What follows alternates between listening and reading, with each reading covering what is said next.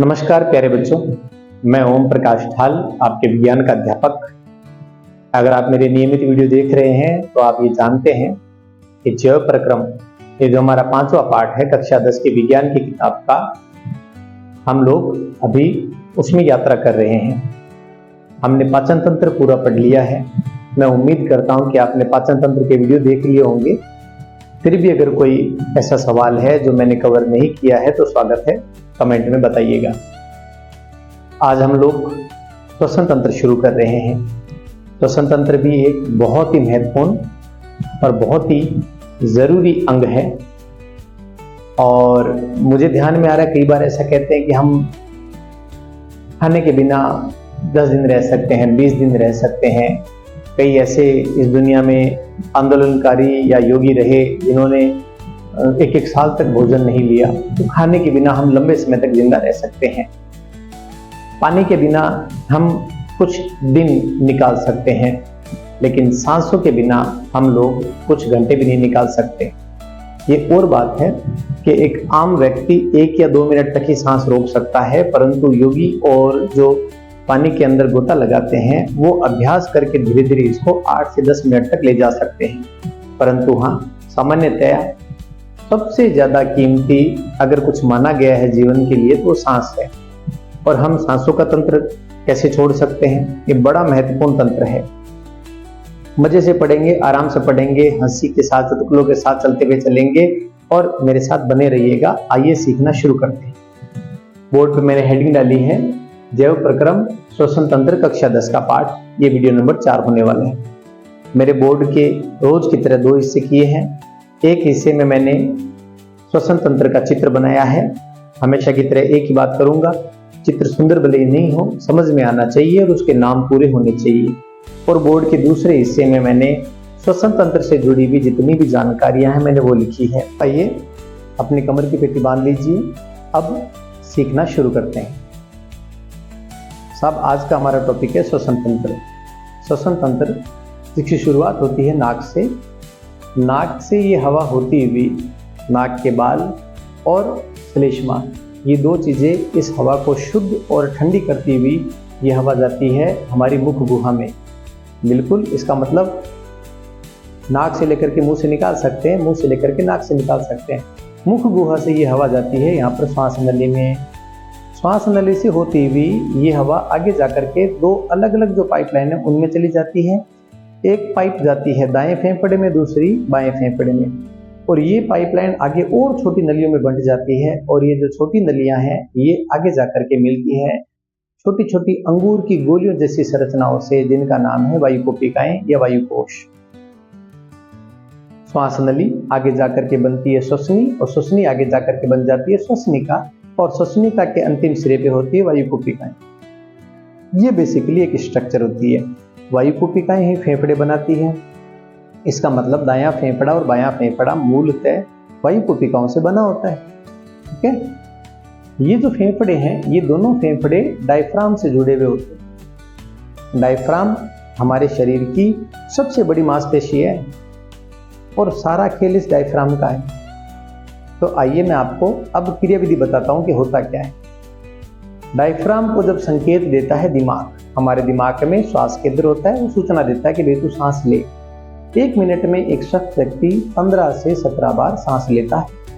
जब ये डायफ्राम नीचे की तरफ जाता है तो यहाँ पर एक अंदर फेफड़ों में वैक्यूम क्रिएट होता है, प्रेशर बनता है, निम्न वायु दाब का प्रेशर बनता है, जिसकी वजह से बाहर की हवा भागते हुए अंदर आती है और इन नलियों से होती हुई वायुकोशिकाओं में भर जाती है।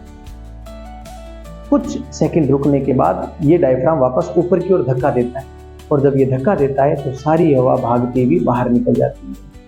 इस तरीके से श्वास लेने की क्रिया में मुख्य रूप से डायफ्राम ही गति करता है, और डायफ्राम गति करने से, ऊपर नीचे गति करने से फेफड़े फूलते हैं और सिकुड़ते हैं।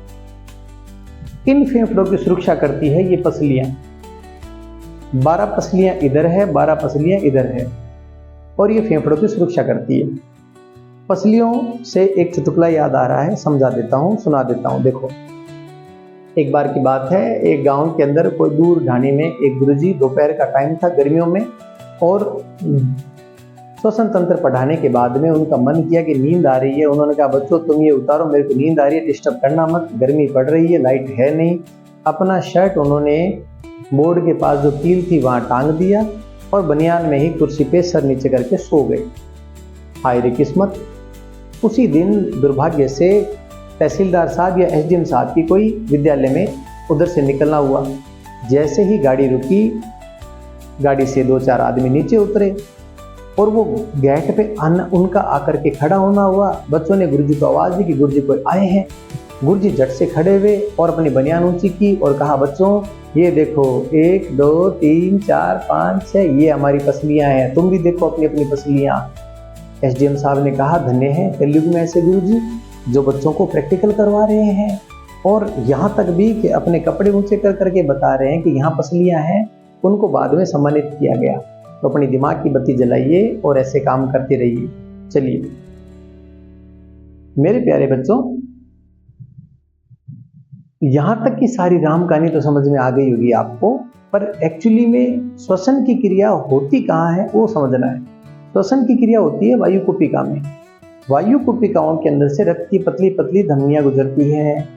ये जो रक्त की नलियां है ना, ये इस वायु कुपिका के अंदर एक गुच्छा बनाती है। यह गुच्छा, इसमें छोटे छोटे छिद्र होते हैं और इस गुच्छे को कहा जाता है केशिका, कैपिलरीज।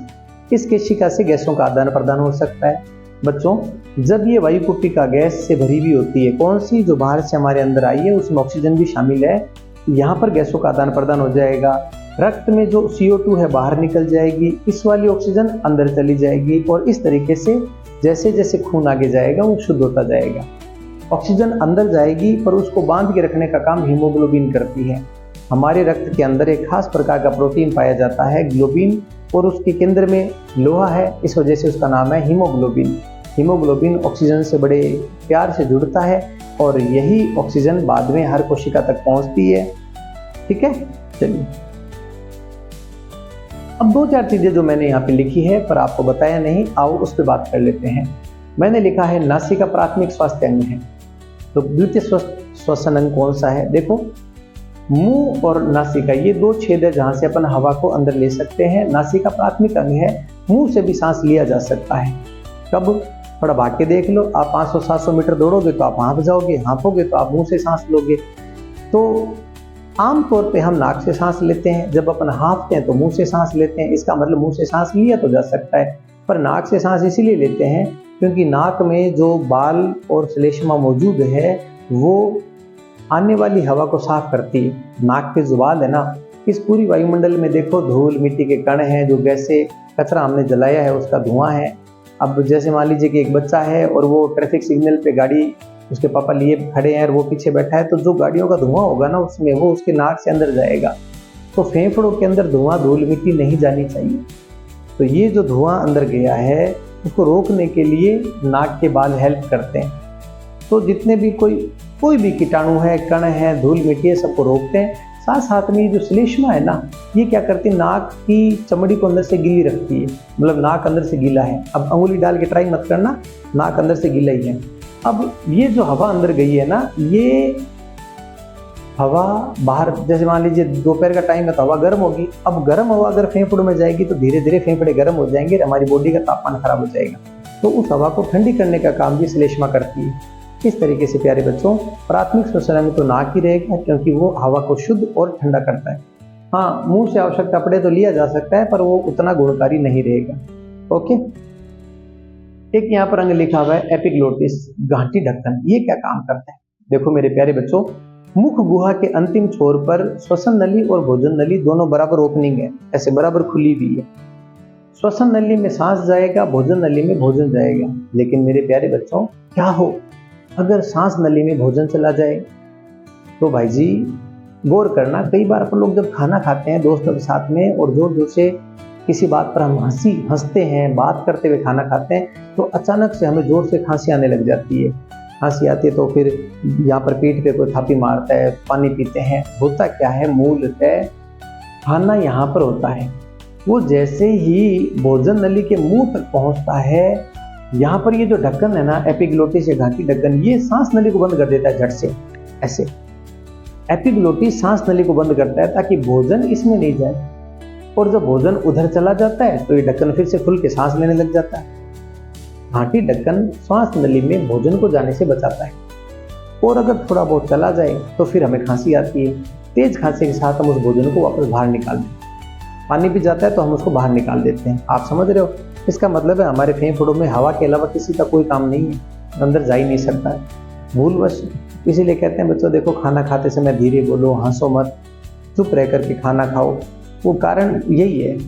अगर मान लीजिए कोई मटर का दाना या किसी भी चीज़ का कोई दाना अगर सांस नली में गहराई में चला गया ना, तो फिर मजे करो, फिर आप उसको बाहर खांस के तो नहीं निकाल सकते, फिर इसका ऑपरेशन ही होगा। ठीक है, ध्यान रखिएगा। और पसलियाँ 12 है, वायु कुपिकाएं जो है, इसका मैंने आपको बता ही दिया कि विसरण विधि द्वारा शुद्ध होता है हमारा जो खून है वो। तो अब बोर्ड का जो दूसरा हिस्सा है वो अगले वीडियो में शुरू करूंगा। यहाँ तक आपको समझ में आ गया होगा। धन्यवाद।